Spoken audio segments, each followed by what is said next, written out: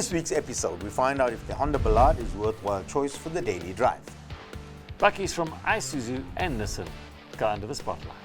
And we discuss ways excessive fuel consumption can be reduced in a Ford Ecosport. Hello and welcome to Buyer's Guide, the show that is dedicated to providing you with invaluable guidance when it comes to buying, selling or maintaining a vehicle. Joining us in studio this week to answer those tricky automotive questions are Putin Piani from Business Day and GC Lukela from BMW Sandton. Once again, welcome back, guys. Good to see you back in studio. Hey. Hey. Thank you for joining us, guys.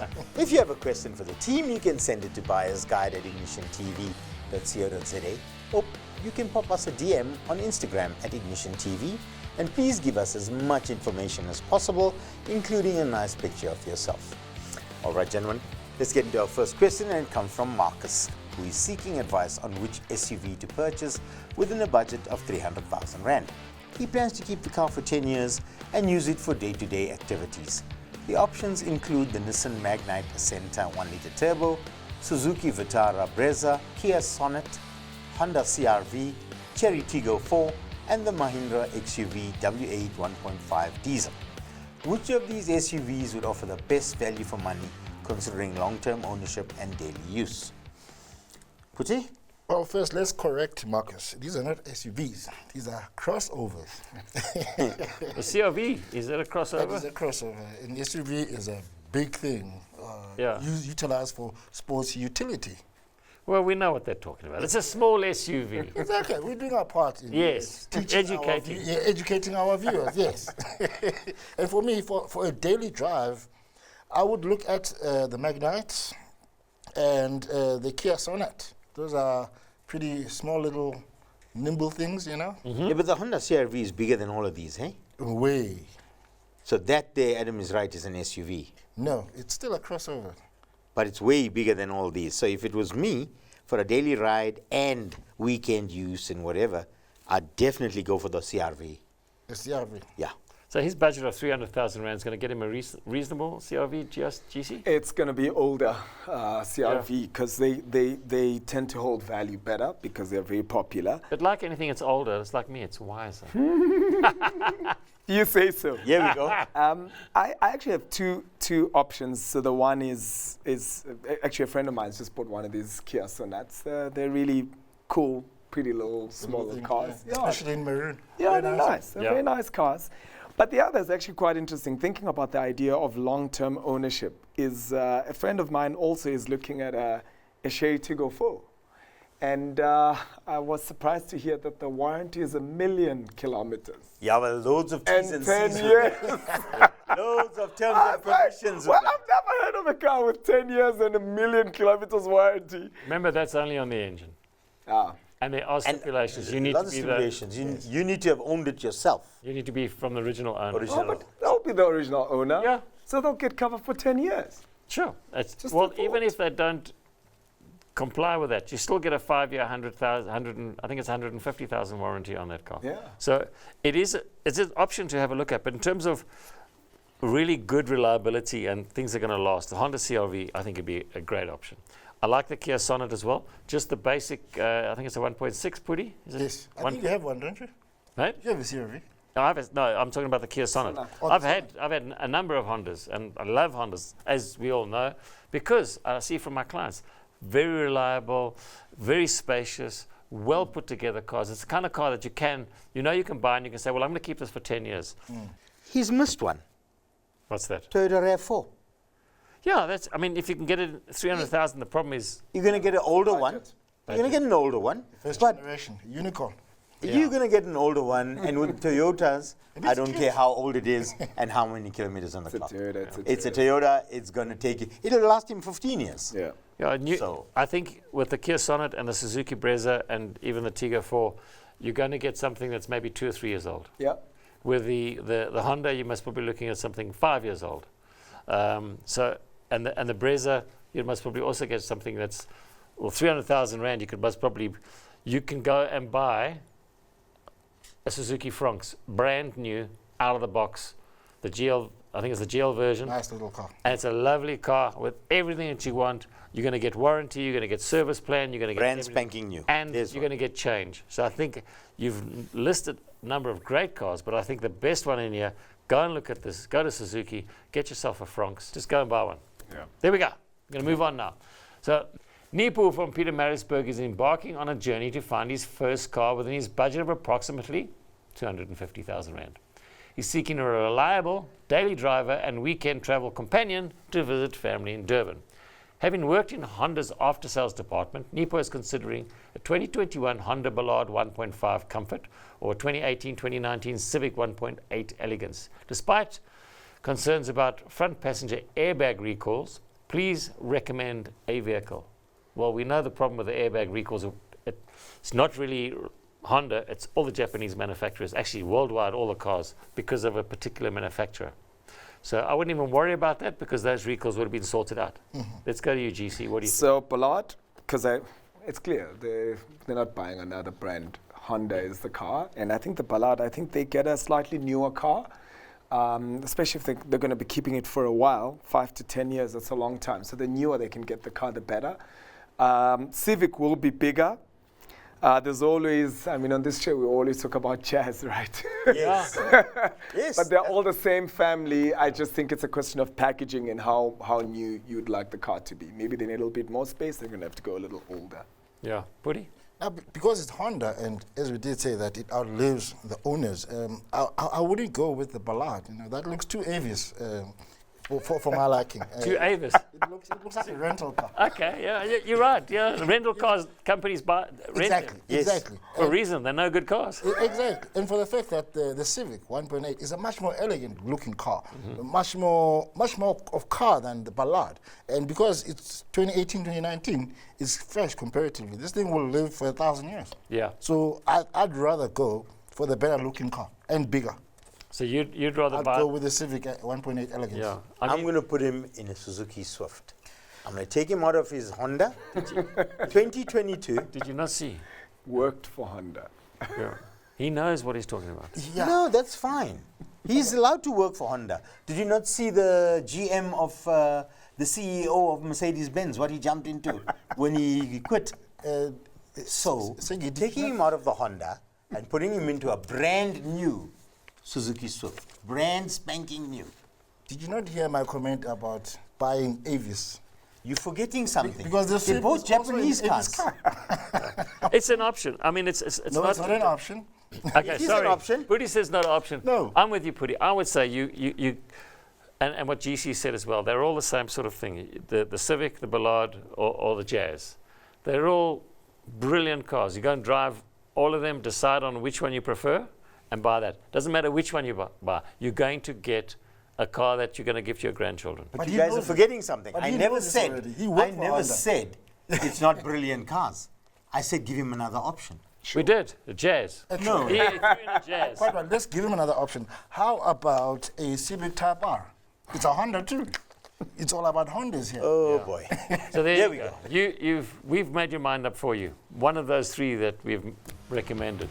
Go for it. Tune, Buy it. because after the break, Bakkies from Isuzu and Nissan go head to head. And find the perfect upgrade for a Jaguar enthusiast.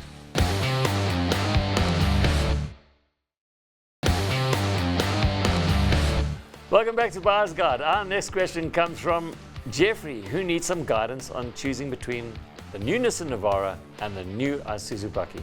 He's prioritizing comfort, reliability, fuel efficiency, and enjoyment, with no plans to use it as a workhorse.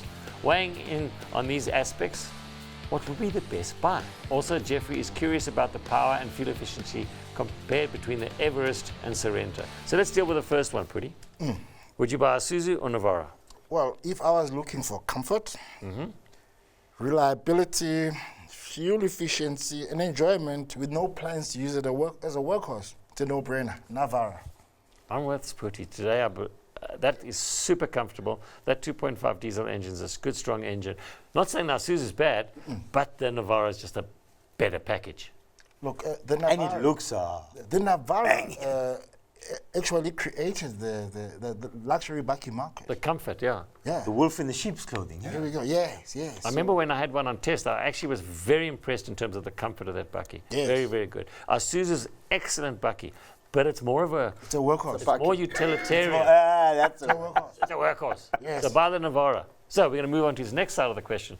For you, GC. So he says the fuel consumption between an Everest and a Kia Sorento. So presumably this is talking diesel Yeah. to diesel. The Everest is more fuel efficient in terms of liters per 100. But both are diesel. Yeah. So it's You're not gonna like, get the difference is marginal. Either, as long as you get diesel on either model, both are great. So, but I mean, it's so Marginal. small. It's marginal. It's marginal in terms of fuel consumption. Most of they're both, one's a 2 litre and one's a 2.2 litre. The Kia's a 2.2 litre diesel and the Everest is a 2 litre unless you're buying the V6 version.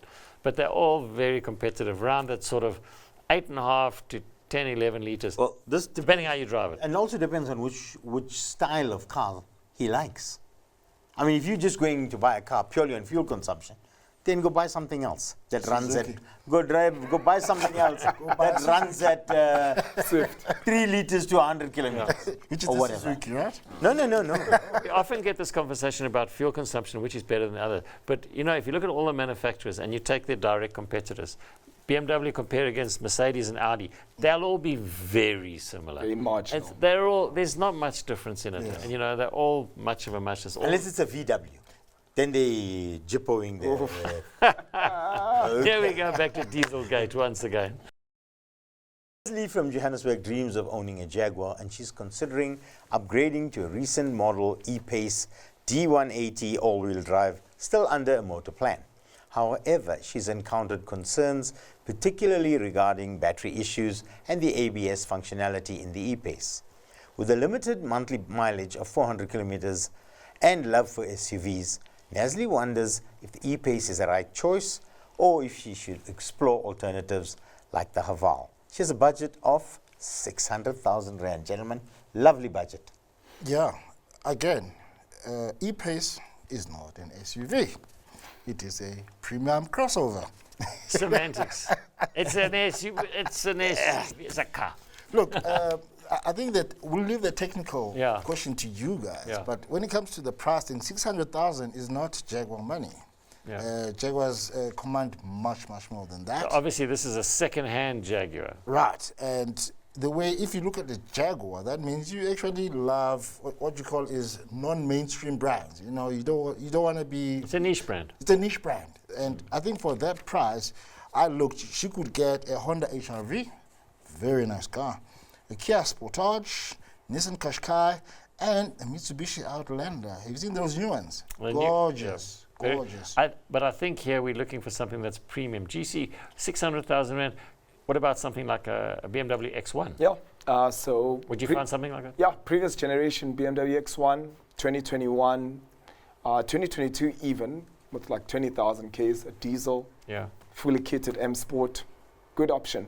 But I did also want to I did think along the lines that Put is thinking along, which is non-mainstream. And I haven't actually sat in this car, but just looking at it on the road, Kia Sportage. Yeah, the new Kia Sportage. You know what? Such If a you're nice looking at a new Kia Sportage, she most definitely must look at a slightly bigger vehicle, the Hyundai Tucson. The Hyundai Tucson shall get a newer model, newer than the Jaguar, and she won't be disappointed with the newer Hyundai Tucson. I can tell you that from experience. Yeah. So we look at the Jaguar and we say the Jaguar is, I think it's a really good looking car. And if you like that kind of car, nothing wrong with what you're buying. Remember, your 600,000 Rand budget must probably going to get you somewhere a couple of years old with quite a bit of mileage on it. So on a car like this, maintenance costs are expensive. So how much of a maintenance plan do you have left on it? How much of a warranty do you have left on it? That's the kind of thing you need to check. But she already seems to be having problems with it. Oh, no, she's just concerned because she's obviously gone online and seen some problems with him. I'm not aware of problems with batteries or ABS issues on it. It would be covered under the warranty if the vehicle's still under warranty. Her next question was, should she go to something like an Haval? 600,000 Rand would buy you a brand spanking new Haval out of the box. So you've got to weigh up the options. Do you want that elegance, the luxury, and impress your friends next door, or do you want a brand new car out of the box? So that's something you've got to decide. So I think we can't make that decision for you if you want that. There are many options, and we have discussed those other options in there. GC's mentioned the X1. You mentioned a whole lot of cars. You mentioned there's lots. It's such a competitive segment. So my advice would be go out. If you like that Jaguar, you can go and buy it if that's what you really, really want.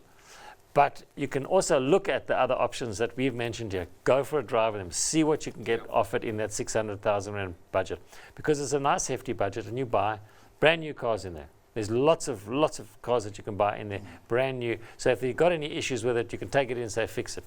Or you can buy, basically you're buying a Louis Vuitton handbag, aren't you? But we have to mention how the Chinese brands have sort of taken the market by storm now that they are featured in the same sentence as Jaguars. Value for money. Value for money. That's what it is. The way they are kitted out. And we got to know, we understand now that they are not the Chinese cars that we used to know. Do you remember many years ago when somebody mentioned Kia or Honda, how we giggled? Yeah. Yes. That ugly car, not a chance, I wouldn't buy it. But it's great value for money.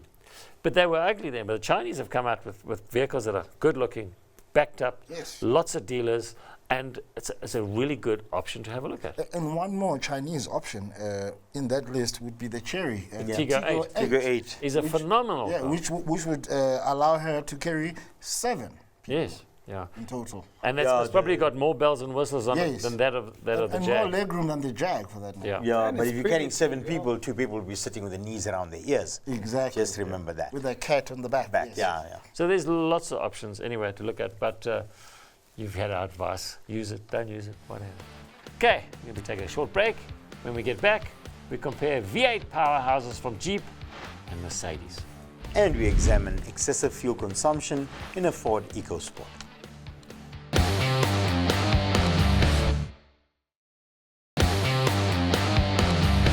Welcome back to Buyer's Guide.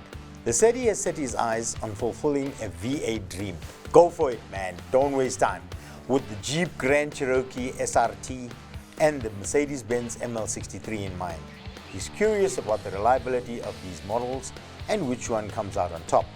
With a Mazda 3 and a Ford Ranger already in his possession, he's seeking advice to make the right choice. Don't ask these guys. Buy it. Please provide insight on the reliability and overall performance of these V8 powerhouses. Okay, gentlemen, come on. Provide some insight. The way I see it, Lesedi, your dream could turn into a nightmare if you go for one of these. No, Lesedi. V8, you know what? I think every petrol head at some time in his life wants to jump in a V8 and just enjoy the throb of a nice big engine. Because pretty soon, all you guys will be advocating electric cars. Yeah. What is wrong with you people? Yes, thank you, Segi, the V8 owner, by the way. Yes, I am. But if you have to choose, I don't know. I'd rather choose the Merc over the Cherokee. Because I have seen more Cherokees off the road than the Mercs in terms of the V8, the SRT, and the 63. Yeah. You know, I don't imagine they're cheap to maintain. Look, no, they're not. Any of these cars, doesn't matter what make they are very expensive to maintain. Very. I mean, things like brakes as an example. I'll give you an example. I had a ML63 in my workshop the other day. The price of the front brake pads, front brake discs, rear brake pads, rear brake discs, just the parts was 20,000 Rand. I was just going to say, that's exactly right. Before I even put a markup on it and fit in the customer's car. So they're very expensive. So understand that. But somebody wants that car, I'm sure they understand it. GC. It's a GTI phenomenon. Yeah. I need a V8, I want a V8, I'm buying. I'm buying a V8. Yes! So what do you go with? Yeah, I'd go with the Jeep. I think the Jeep with the naturally aspirated engine probably gives you that little bit more, because I don't think this is about performance, or not to 100 necessarily. It's about the sound. And the Jeep doesn't sound that good. It doesn't. The Merc sounds better. I don't know. I beg to differ. You're allowed to, GC. Don't let him bully you. I think the Jeep is going to give you more emotion per rand. This is a real barroom conversation. Yes. It's like, I prefer the sound. I prefer the value for money. The Jeep is most probably going to be cheaper. Yeah. Although the Mercedes, I think, it's a better built product. Yes. You know, it's a overall, it comes across, you know, if you look at the older SRT8s, they sort of look like a bit Brakpanishna, you know? Yeah. That is so wrong, The Adam. Mercedes is more Houghton, Yes. you know? You know, the Mercedes will turn out to be a classic car, a collectible, whereas the Jeep will become one of the cars that were sold here. Simple as that. Yeah. I wouldn't break one of those cars, because if you do break Oh, it costs you an arm, a leg, and he's going to have everything to else. sell his Mazda 3 and his Ranger just to And pay his for the wife and repairs. 2 children. Yeah. I was going to say also just from maintenance, I think there's so much more to go wrong in an ML63 with like Airmatic and Sensormatic and whatever. Yes, Matic. all the Matic. There's Yes. so many lights to come on. A Jeep, it's the motor you're looking I at. disagree because the SRT is slower. The guy won't bother racing it anyway. So He's not worried about racing it. He wants, He just wants to hear. He just wants V8. give him the American hot rod. Yes. well, I don't know. If I was me, I would rather have a Mercedes badge in my house than a Jeep one with a V8. At double the price, yes. Yes. You see, this is the thing. This is the great conversation that we have, because you have two good vehicles that are competitors, but in terms of pricing and maintenance costs and things like that, you know, I think I would go for the Mercedes, because I think Mercedes have been doing it long enough to Yes. build that car good. I- But I'm with GC in terms of so many more things to go wrong. And the SRT8's also, You disappoint me. I thought you'd say you go for it because you have class. yeah, well, that's it, you know. Guys, the only thing I ML know class. is that an American V8 can only go fast in a straight line. That's it. Whereas a German V8, anyway, it'll go everywhere. fast. Yes. Even to the garage to fill up. Fill up. That's it. One thing you will do with both of these vehicles is you will drive from fuel station to fuel station. Don't listen to Adam. He's just being nasty. He's nasty. Okay. Peter hails from Johannesburg and has a question about his wife's 2022 Ford Ecosport. Despite loving the vehicle, they're troubled by its high fuel consumption in urban driving conditions. How can they reduce the excessive fuel consumption, especially considering they've already explored software updates and other options? Causes such as binding brakes have also been eliminated. Okay, so he told us his car's using roughly about 11 litres per 100 in and about town. Welcome to Ford Ecosport. Yes. That's it. Welcome to Ford Ecosport. Okay, moving on. Nothing wrong with the car. He said when he said he went for a long drive in the car and it was down to 6.7 litres. That's what they do. All these small turbocharged engine cars, all of them, every little one that I've ever had Yep. to drive and test or whatever, if you in the stop-start driving around, they're heavy on juice. But look, we can't just blame it on the EcoSport all alone. I mean, we've had the EcoSport, and I actually went into our sort of historic test drives, and we had a 1.5 petrol, and we managed to get 8.7 on average. You see, we're talking here, I'm sure, he hasn't mentioned Yes, the yeah. 20s, but I know it's the It's a 1 1 litre litre. turbo. Yeah. The 1 liter. What do you think, GC? I mean, nothing you can do about it, eh? Yeah, I think just if fuel, it sounds like fuel consumption is such a big thing, get a diesel. Diesel will get you lower Yes. than that in The town. 1.5D Any EcoSport, petrol is yes. going to be around these figures. No, but let's also think, is he driving it in the manner that deserves, you know? I mean, to drive it like a maniac. Exactly. Because that could also be a reason why. Well, I know with the 1 litre turbos that I've driven, they're all been running around 10 to 11 litres to 100. And I know that, like you mentioned, the 1.5. So there was the earlier 1.5 4-cylinder, then the newer one was a 1.5 3-cylinder. They're actually the better versions. You know, you say if you want the best fuel consumption, like GC said, you buy the diesel version. Diesel. In this case, I'm afraid you are stuck with it. Live with the fuel consumption, or But you know, guys, Take I Jesus' understand advice. his concern. This is what? Nearly 4.3 litres difference. but that's normal. That's how they Yeah, are. no, you and I know that, Yeah. Adam. You and I know that. But when purchasing a car as well, Putty, here's another thing. You can agree or disagree. That a salesperson must advise the guy. Say to them when the customer asks, how's the fuel consumption? 6.7. No, No, it's not 6.7. That's best figures, best conditions. Yes. With a guy who weighs 50 kilograms Yes, and no or children less. at the back, Yes. driving on a flat road with no wind. It's a bit like electric cars. Don't worry, you'll get 400 kilometers out of it. But why am I only getting 200? Because you're using Because your you're using electric it in windows, town, and you put the aircon. heat on, aircon, and all that stuff. Yeah, same story. So unfortunately, it is what it is. You are unlikely to get much better fuel consumption than that. You're going to have to live with it, or sell it. But then you look at what it costs you to sell the car, to buy another car. In terms of that fuel, you could buy fuel for the next 10 years. Oh, they can come here and I can teach them how to drive economically. There we go. Listen to Putty. He'll teach you how to It's an drive. offer. Trust me, I've seen Putty drive. There's no way he's going to teach you to drive. You know, I was just going to Not say a I chance. agree with Foot Adam, flat. but I have to stop right there. Don't agree with him. Just agree with him up to the point where that's what you're going to get from my Eco. And with that, we've come to the end of this week's show. Thank you, Putty and GC, for joining us and for all your helpful tips, and especially you, GC, for your intelligent remarks. Okay. Thank you, gentlemen. Thanks, guys. Much appreciated. Until next time, please buckle up and stay out of the emergency lane. It is for emergency vehicles, not idiots.